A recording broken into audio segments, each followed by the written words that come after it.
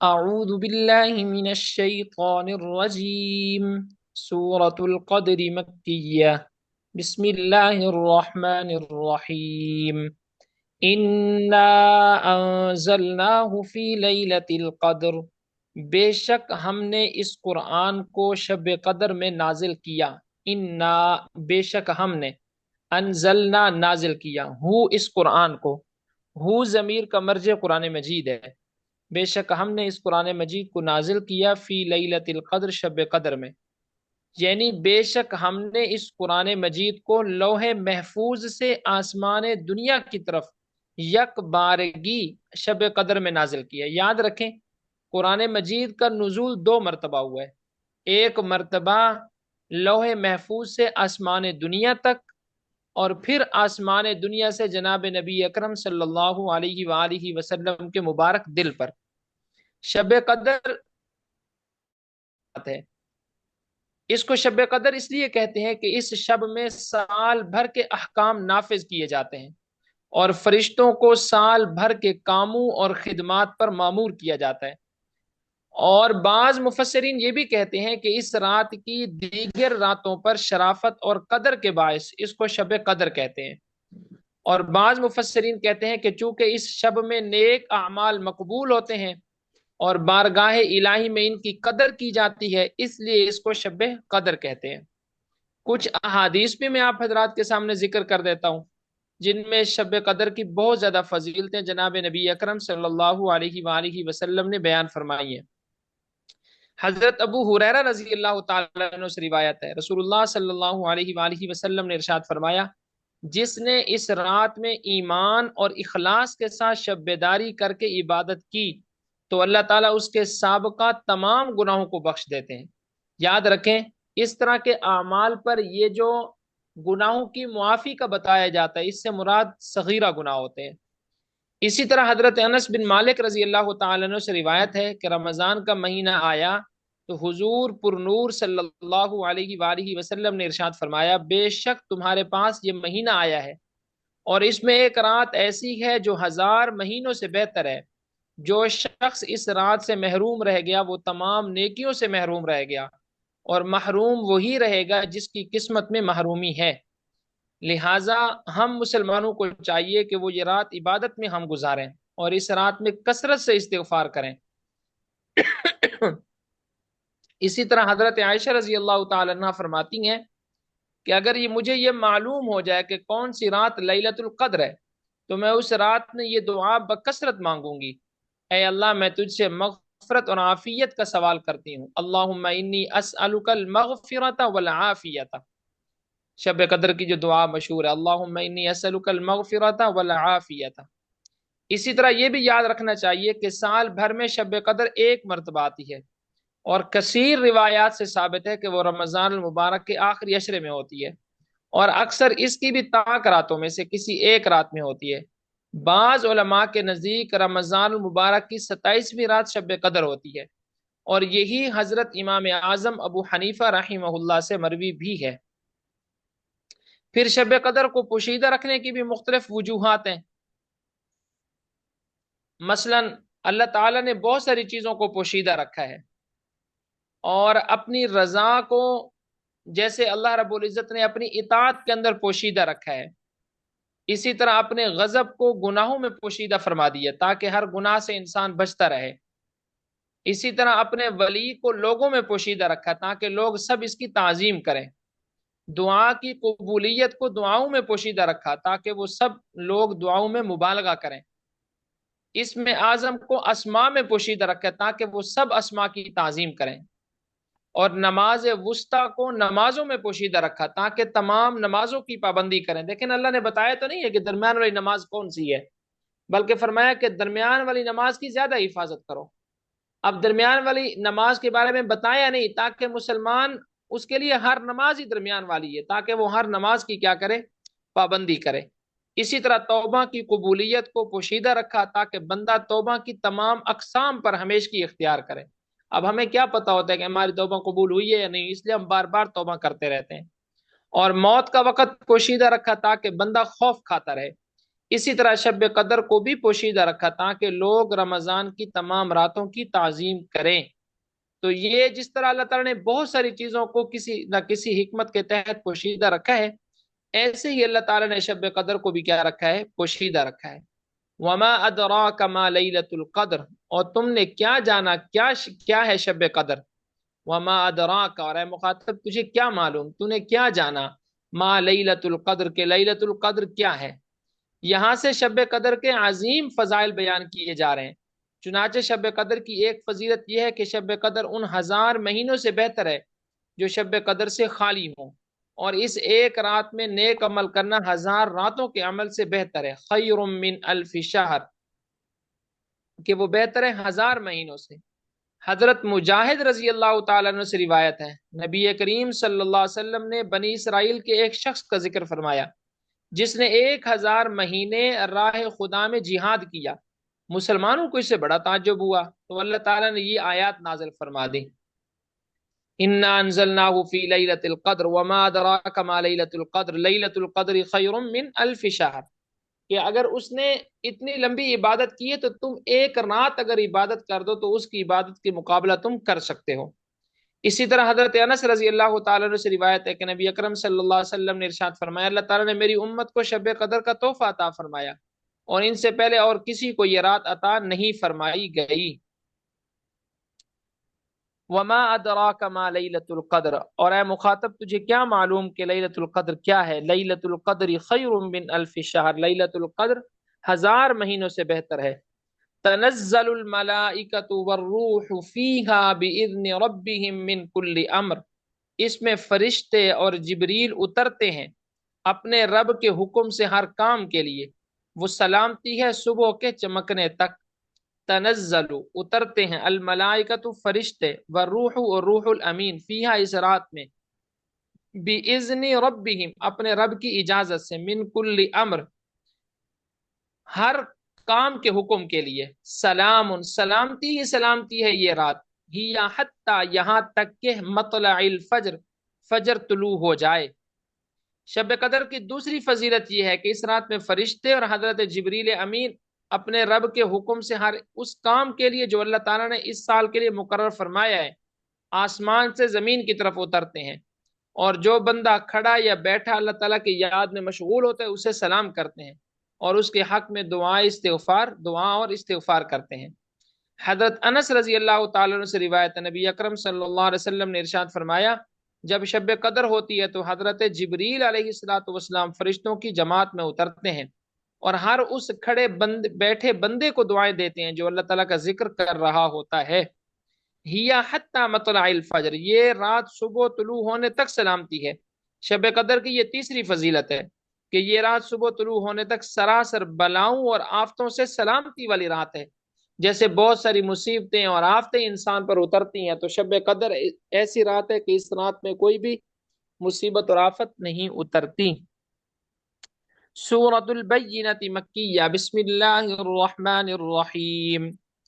لم يكن الذين كفروا من أهل الكتاب والمشركين حتى تأتيهم البينة۔ لم يكن الذين كفروا، ممکن نہیں تھا کہ کافر لوگ، چاہے وہ اہل کتاب میں سے ہو یا مشرکین میں سے ہو، منفقین کہ وہ چھوڑ دیتے اپنا دین، حتی تأتیہم البینہ یہاں تک کہ ان کے پاس واضح دلیل آ گئی۔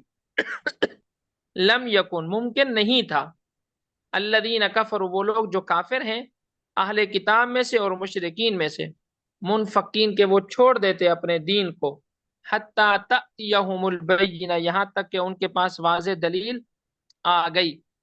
یعنی کتابی کافر یہودی اور عیسائی اور مشرک بت پرست اپنا دین چھوڑنے والے نہیں تھے جب تک کہ ان کے پاس سید المرسلین صلی اللہ علیہ وآلہ وسلم تشریف نہیں لائے، کیونکہ حضور اقدس صلی اللہ علیہ وسلم کی تشریف آوری سے پہلے یہ تمام لوگ یہی کہتے تھے کہ ہم اپنا دین چھوڑنے والے نہیں ہیں جب تک کہ وہ نبی تشریف فرما نہ ہوں جن کا ذکر تورات اور انجیل میں ہے، اور جب وہ نبی تشریف لائے اور انہوں نے اپنی نبوت کا اعلان فرمایا تو ان میں سے کچھ لوگ ان پر ایمان لائے اور کچھ نے ان کے ساتھ کفر کیا۔ اچھا جی، تو حضور صلی اللہ علیہ وآلہ وسلم کی آمد سے پہلے نہ تو مشرکین اپنا دین چھوڑنے والے تھے، اور نہ عیسائی اپنا دین چھوڑنے والے تھے، نہ یہودی اپنا دین چھوڑنے والے تھے، اور ہر ایک یہ سمجھتا تھا کہ ہم ہی سچے دین پر ہیں۔ لیکن جب حضور صلی اللہ علیہ وسلم تشریف لائے تو مشرکین میں سے بہت سارے لوگوں نے ایمان قبول کیا، عیسائیوں میں سے بہت سارے لوگوں نے ایمان قبول کیا، اور یہودیوں میں سے بھی کچھ لوگوں نے ایمان قبول کر لیا۔ اللہ تعالیٰ نے ان کی بظاہر صورت بیان کی ہے کہ بظاہر ان کی صورت یہی تھی کہ وہ اپنا دین چھوڑنے والے تھے نہیں آپ صلی اللہ علیہ وسلم کی آمد سے پہلے۔ رسول من اللہ یتلو صحفا مطہرہ، وہ واضح دلیل ہے کیا؟ اس واضح دلیل کا آگے مصداق ہے، وہ اللہ کے رسول ہیں جو تلاوت کرتے ہیں پاکیزہ صحیفوں کی، وہ اللہ کے رسول ہیں جو تلاوت کرتے ہیں پاکیزہ صحیفوں کی۔ فیہا کتب قیمہ، وہ پاکیزہ صحیفے ایسے ہیں کہ جن میں مضبوط دلائل لکھے ہوئے ہیں۔ فیہا میں ہا ضمیر کا مرجع پاکیزہ صحیفے، کتب دلائل لکھے ہوئے ہیں، قیمہ مضبوط۔ کتب کتاب کی جمع ہے نا، کتاب بولتے ہیں لکھنے کو، تو یہاں لکھنے سے مراد ہے دلائل، وہ دلائل کہ جن کو سن کر مشرکین نے بھی دین بدلا، عیسائیوں نے بھی دین بدلا، اور یہودیوں نے بھی دین بدلا۔ فیہا ان صحیفوں میں کتب ایسے احکامات لکھے ہوئے ہیں قیمہ جو مضبوط ہیں۔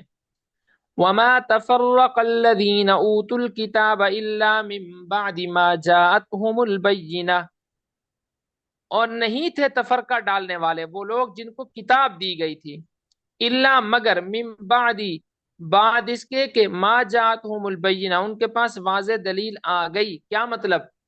کہ عیسائی جو تھے وہ کہتے تھے کہ ایک آخری نبی نے آنا ہے، اور ہم نے اس نبی کی بات کو مان کر مشرکین پر بھی فتح حاصل کرنی ہے، یہودیوں پر بھی فتح حاصل کرنی ہے، یعنی ان کا یہ پختہ نظریہ تھا۔ اسی طرح یہودیوں کا بھی یہ نظریہ تھا کہ ایک آخری نبی نے آنا ہے، ہماری کتابوں میں یہ بات لکھی ہوئی ہے، جب وہ آخری نبی آئیں گے تو ان کے ساتھ مل کر ہم مشرکین پر بھی فتح پائیں گے، عیسائیوں پر بھی فتح پائیں گے۔ لیکن جب نبی اکرم صلی اللہ علیہ وسلم تشریف لائے تو اپنے اس نظریے سے وہ پھر گئے۔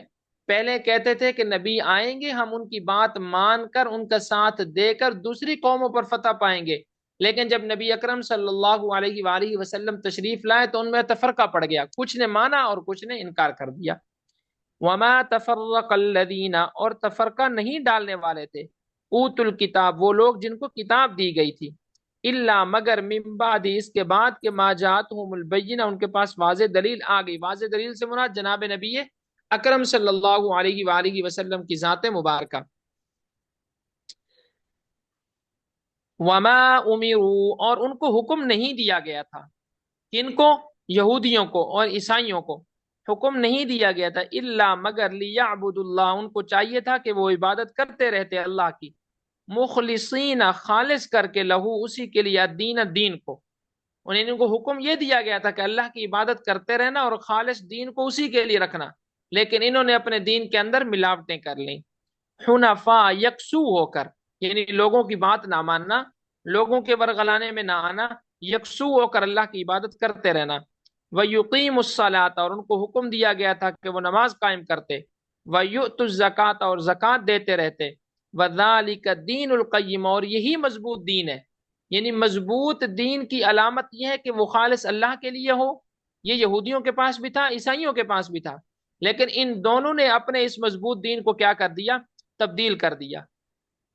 ان کو یہ احکامات دیے گئے تھے کہ دین کو خالص اللہ کے لیے رکھنا ہے، لوگوں کی پرواہ نہیں کرنی، یکسو ہو کر اللہ کی عبادت کرنی ہے، نماز قائم کرتے رہنا اور زکوٰۃ ادا کرتے رہنا۔ وہ ان مضبوط احکامات سے اپنے آپ کو پھیرنے والے بن گئے۔ ان الذین کفروا من اہل الکتاب والمشرکین، بے شک وہ لوگ جو کافر ہیں اہل کتاب میں سے اور مشرکین میں سے، فی نار جہنم خالدین فیہا، وہ نار جہنم میں رہیں گے ہمیشہ ہمیشہ۔ اولئک هم شر البریہ، یہی وہ لوگ ہیں جو مخلوق میں سب سے بدتر ہیں، شر بدتر ہیں، البریہ مخلوق میں سب سے بدتر ہیں، بریہ کا معنی ہے مخلوق۔ ان الذین آمنوا وعملوا الصالحات، بے شک وہ لوگ جو ایمان لے آئے، اعمال اچھے کیے، اولئک هم خیر البریہ، یہی وہ لوگ ہیں جو لوگوں میں سب سے بہتر ہیں۔ जज़ाउहुम उनका बदला, जज़ा बदला, हुम उनका बदला, इंद रब्बिहिम उनके रब के यहाँ, जन्नातु अदनिन हमेशा की जन्नत है, जन्नातु अदनिन हमेशा की जन्नत है, तजरी बहती हैं, मिन तहतिहा उस जन्नत के नीचे, अल अनहारु नहरें, खालिदीना रहेंगे वो, फीहा उस जन्नत के अंदर, आबदन हमेशा हमेशा, रज़ी अल्लाहु अन्हुम अल्लाह उनसे राजी हो गया, वरज़ू अन्हु और वो अल्लाह से राजी हो गए, ज़ालिका लिमन खशिया रब्बा ये बदला है उस आदमी के लिए जो अपने रब से डर गया, यानी दुनिया के अंदर रहते हुए जो भी अल्लाह से डर गया उसके लिए ये बदला अल्लाह ताला ने तैयार कर रखा है कि उसको ऐसी जन्नतें अल्लाह रब्बुल इज्जत अता फरमाएंगे कि जिन जन्नतों के नीचे नहरें बहती हैं। सूरत ज़िलज़ाल मदनिया, बिस्मिल्लाहिर रहमानिर रहीम, इज़ा ज़ुलज़िलतिल अर्दु ज़िलज़ालहा,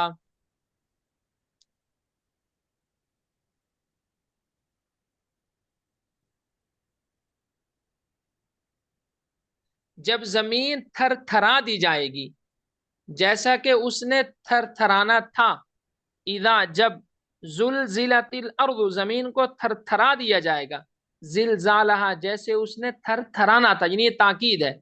आप यूं भी तर्जमा कर सकते हैं कि जब जमीन में एक जबरदस्त जलजला बर्पा हो जाएगा, ताकीद वाला तर्जमा करेंगे, इजा जब, जुलजिलतिल अर्दु जलजला बर्पा होगा जमीन में, जिलजालहा जबरदस्त किस्म का जलजला